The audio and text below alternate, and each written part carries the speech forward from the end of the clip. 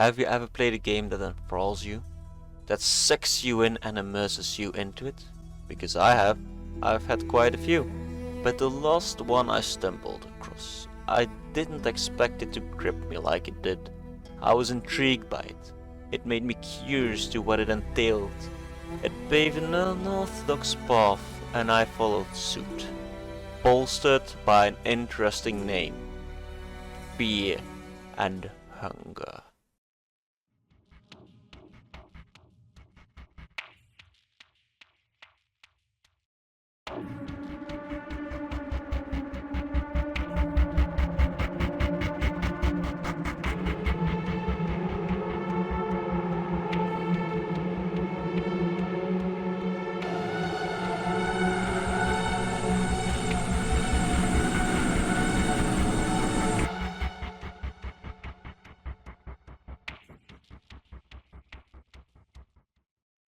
The first time when you start this game, you are met by an interesting main menu screen.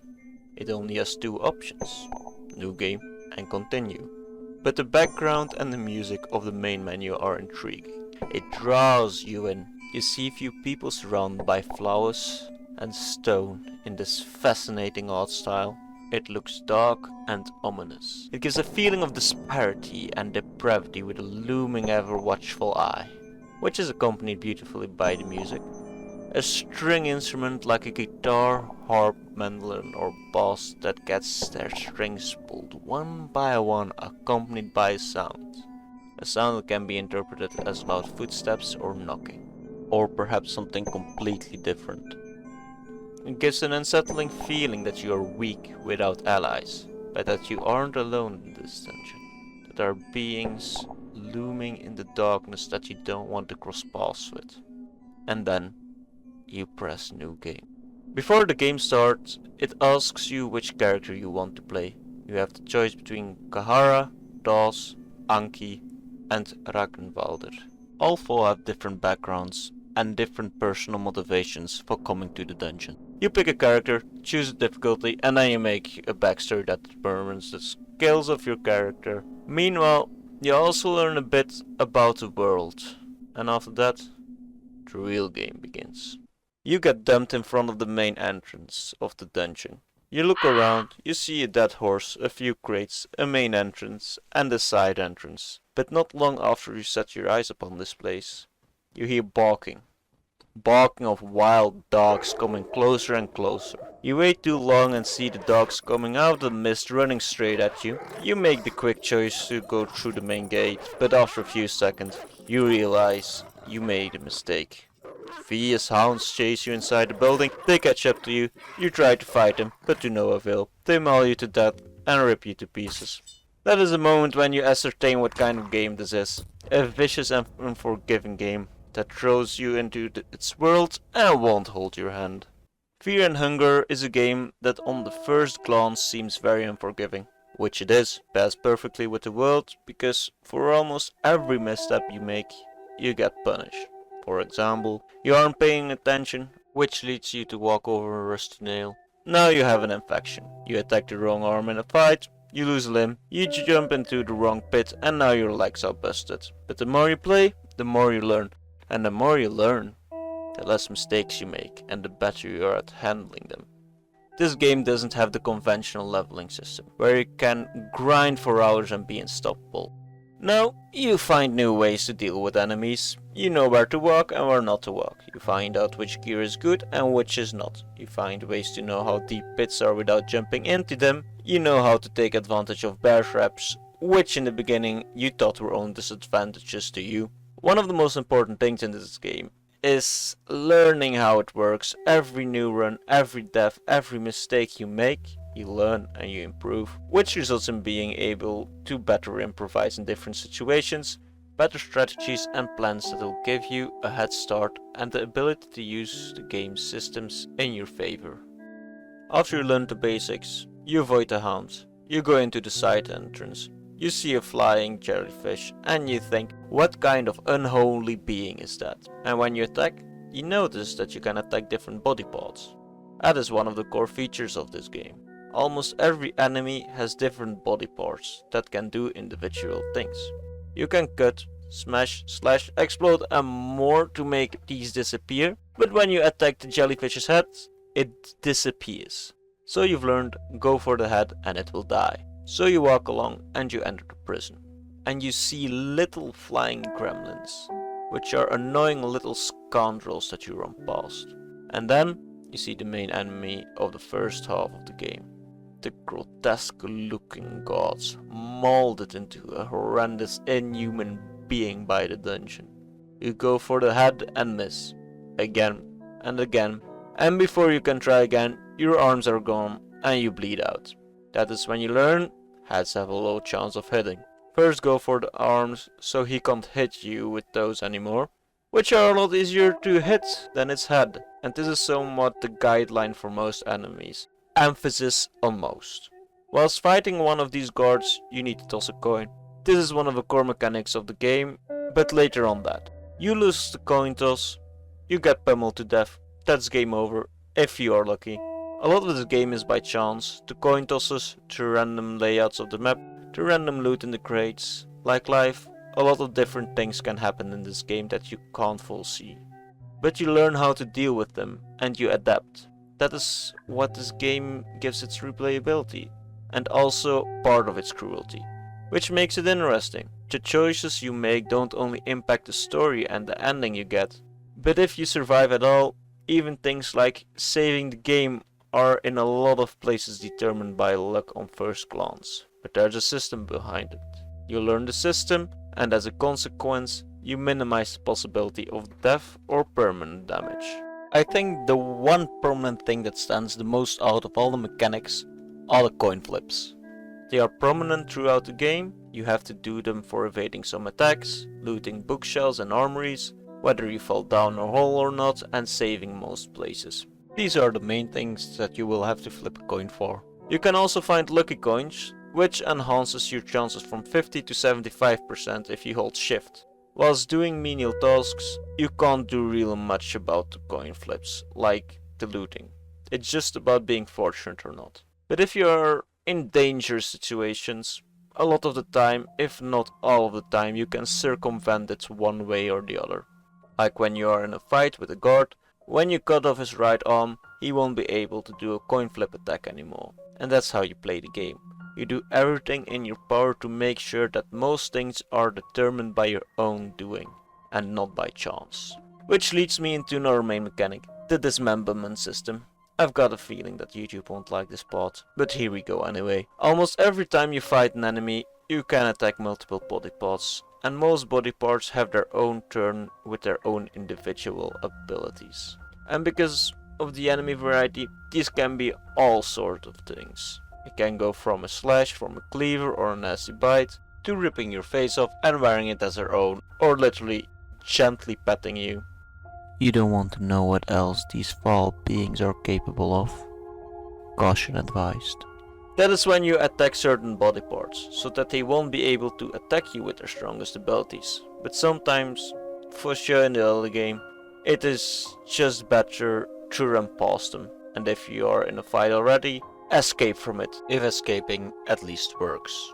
It's a bit of a gamble, but it's at least better than getting your arms ripped off. Luckily, you are faster than most enemies, so you can outrun them. And if you have the dash ability, which is one of the best in the game, you can outrun almost all enemies. Another thing that can help you in fights are items. These are littered throughout the dungeon, mostly in boxes or barrels, but also in the pockets of enemies when you search or steal from them, or even sometimes just in plain sight. These can range from explosive vials that you can use to clear rubble with, so you can go through passageways, or throw it on enemies, so you can do a guaranteed hit on all the body parts. To things like carrot, which satiates your hunger for a bit, and this is mostly determined by chance. But like everything in this game, there is a system. From weapon tables and armor racks, you can only get weapons and armor from.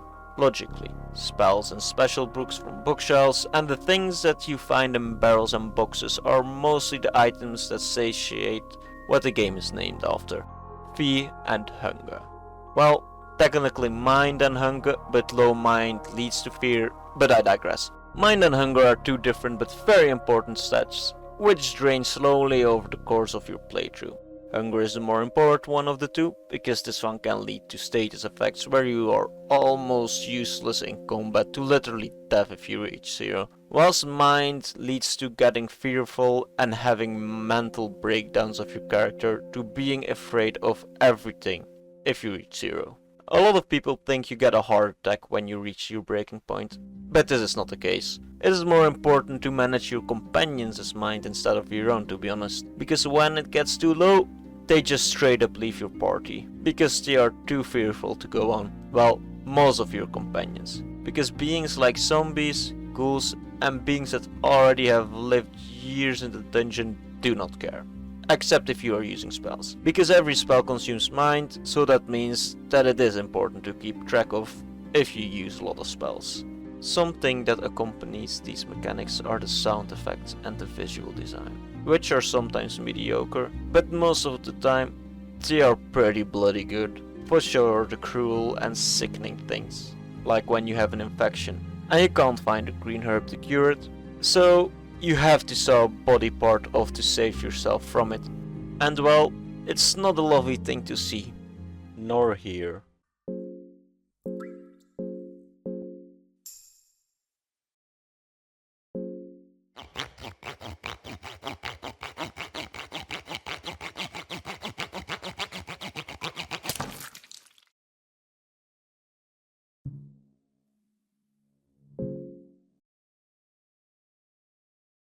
Or when you're walking around in this old forgotten place and you hear a soundtrack that is mysterious, beautiful and eerie at the same time, which fits the area pretty well, but most of the time you don't have any music. You only have these ambient sounds that accompany you, followed by the footsteps you make, and these sounds inflict a feeling of solitude in a hostile and decrepit place.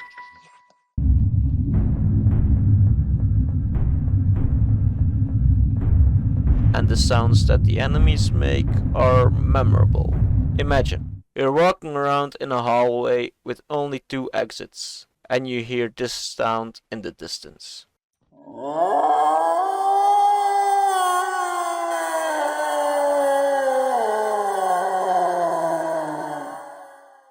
Your hair jumps up, and you know whatever is over there, it isn't something pleasant, and when you see the creature, it amplifies the feeling of uneasiness and cruelty. And that is the one thing this game does best in my humble opinion. The atmosphere. Which is amazing, considering that it is made in RPG Maker. Even if it was not considered an RPG Maker, to be honest.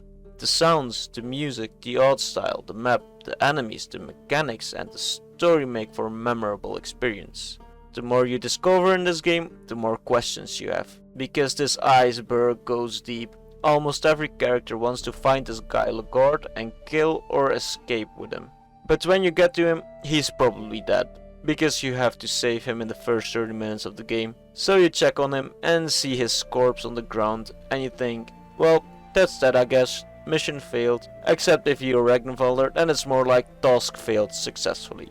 So you hobble back to the entrance and you cross through the mist. And then you get hit by the end screen where it says ending E. That's when you realize you aren't even halfway done. You go for another run and you learn more over the gods, what they are and what they do, what this place is, who or what all the beings are in this dungeon, and you explore further than just to search for the god. In your first runs, you feel weak, scared and alone. Luckily, you were able to find some allies, people that have not become mad yet, if you're lucky. You find a lovely guy called Buckman. You have a chat with him and you think, I want to save my game. I got pretty far for now.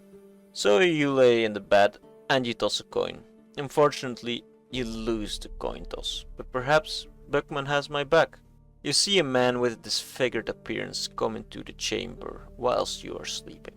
And Buckman sells you out, like the coward that he is. And then this happens.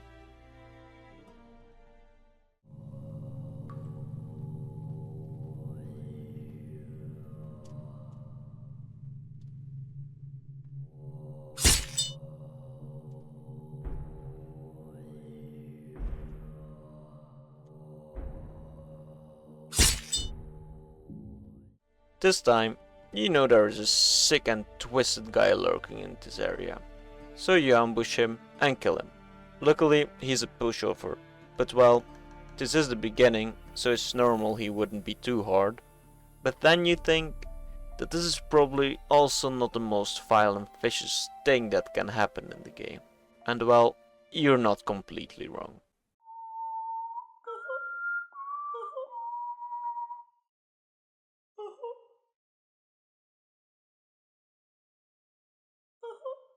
And yet, this vile man intrigues you. Who is he? Why is he so disfigured? Why does he like to inflict pain? And you learn bit by bit who he was, what he did, and what happened to him. And that is one of the best things about this game. That is the loop that this game lets you go through again and again. And by the gods, what is it effective. You figured out the first few areas of the game. And you find a lever. A lever that lowers a lift for you to use. You get into the lift and you go farther down. You go down into the caverns. You walk around in the caverns and you hear wings in the distance. You don't trust it, so you go run from it as fast as you can. You hear howling in the distance. It gives you flashback to the hounds, and you search for an exit. But instead, you find a creature that is howling. You start the battle and you push the button to talk to see what happens. And you see that you can give it rotten meat, and instead of finding a disgusting hound, you find the best boy in the whole dungeon, called Moonless. You can't be angry at him. Look at his face. So cute and ooh, I want to pinch his little cheeks. Well, now you have a partner that can rip your enemies to shreds with its teeth like the good boy he is. But now when you open your menu, you see that you have to juggle the fear, body and hunger mechanics for him too. Which is worth the price, but still you have to watch your supplies, because when the bar goes too low, you will pay the price. Now the two of you are searching for an exit, but instead you find this weird guy called Pocket Cat, who actually got some pretty good drip. You talk to him, he seems very nice at first, only a bit odd, but then he starts talking about children and how you can sell them to him, and the more you talk to him, the more heebie-jeebies you get from him. You finish talking to him and slowly back away from the guy, and then, after some time searching, evading the big flying creature in the cave, you find the exit. You think you're safe, but then you hear a sound that will haunt you and will follow you throughout the dungeon.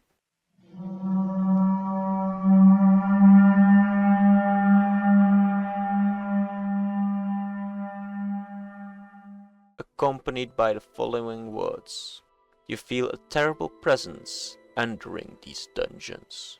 And unfortunately for you, you will learn sooner rather than later what this terrible presence is. But for now, you escape the caverns, and you have entered the mines. This, my friend, is the home of my cousin Balin, and they call it a mine. A mine! This is no mine. It's a tomb. You look around and you see mine carts, rocks and rubble for now. But you want to get going because you don't want to come face to face with the creature that is hunting you. You keep on running until you find a passage blocked by debris. Although you could go back and find another route, you don't want to risk it. So you blow a hole through the passageway, and unfortunately for you, this causes a cave in. Now you're stuck, you can't do anything, and you die.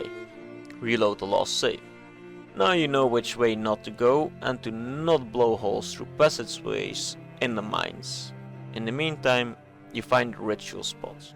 You go to it and you see three options: pray, make love or sacrifice. Whilst it is interesting to see what these things do, you don't want to find out until you find a new safe spot before you commit to one of those actions. So you walk further and find a little village of blue people, also known as cave dwellers. They don't seem hostile to you, so you walk past them, loot whatever you can, even trade with one of them, until you find a big gaping mouth of an eldritch being. Lucky or unlucky for you, you can't interact much with it, for now at least. So you enter a hut and see this weird cube. It looks otherworldly, something that these beings could not have made. So you take it and run away because these cave dwellers want your head, because it's their holy artifact.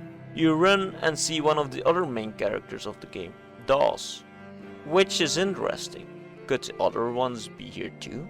You see her getting attacked by those creatures and you make the choice to save her, where she is grateful for, and she joins your party.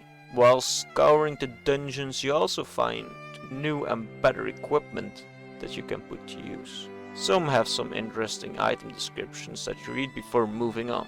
You scavenge further through the mines until you find these wraiths, ghostly beings of probably tormented souls. Now that you have come so far, you know that attacking them would be foolish, so you try to avoid them, which works most of the time. Not all of the time, but most. After dodging those beings, you enter a doorway which leads you to the final level. You use your knowledge to get here and see whether the gods survive this time.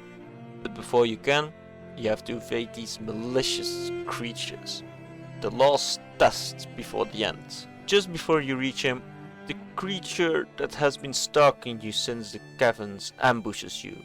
You finally meet him in the flesh. The Crow Mauler. A being that obliterates you if you fight him.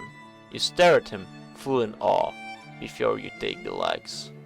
The last obstacle before Lagard's cell. But after some quick thinking, you lure him away, and you arrive at his cell. You enter. He's barely breathing, but alive. You finally accomplish your mission. By saving him, you will finally have enough money for your family to live a decent life. Dars is also ecstatic that he is still breathing, for a reason that you haven't figured out yet. But when you want to go back, Lagard looks back, but you don't know why. You stand still to think. After all, why not? You've gotten so far already. Why stop now? You want to unveil the secrets and the mysteries. You find the door where you can use the artifact on. The door opens. Then there's a long hall that ends at double doors. What would be behind these doors? You think whilst you're opening it.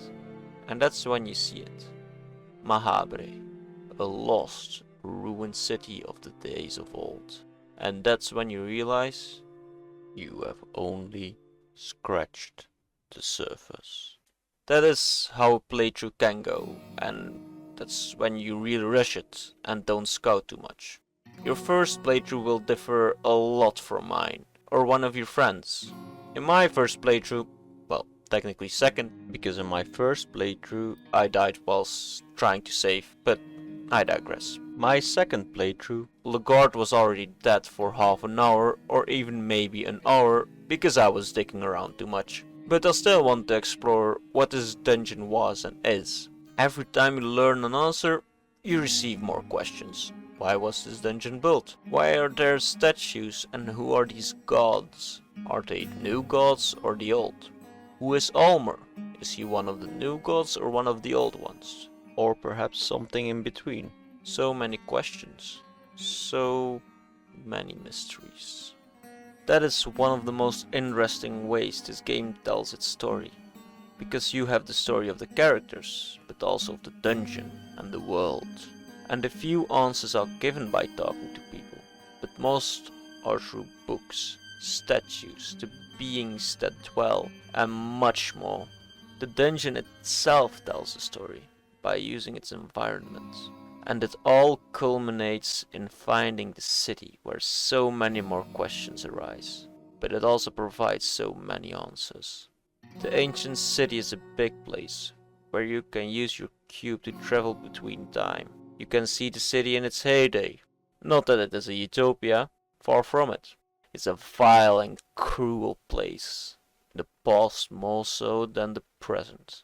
Unnatural beings that wander throughout it, filled with big and dangerous temples built for gods. Gods who are not benevolent, nor per se malevolent, but they do have their own agenda.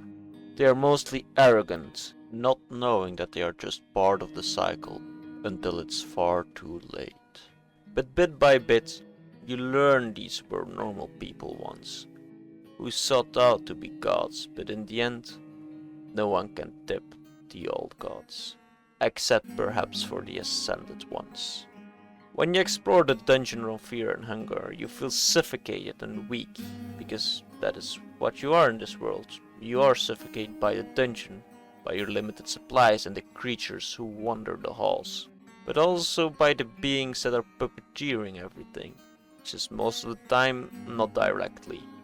Because until the end, or even in the end, depends on your ending, you are an insignificant and weak being. You don't matter to the grand scheme of things, even if you fight the new gods and ascend to one yourself. You just perpetuate the cycle. There are only a few endings where you have a serious and lasting impact on the world. But in those endings, you're just a part of it, not a conclusion.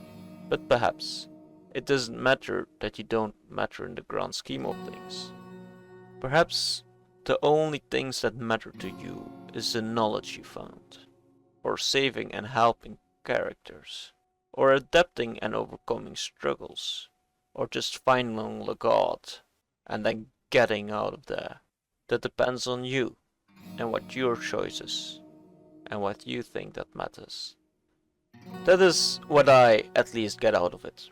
That's the thing with every piece of art, including games. Tell a story, and a good story. It doesn't have to be life altering or super deep per se, but it has to tell something and let you interpret what it means. Just like this lovely game called Fear and Hunger. Well, perhaps lovely isn't the right word, but you get the gist.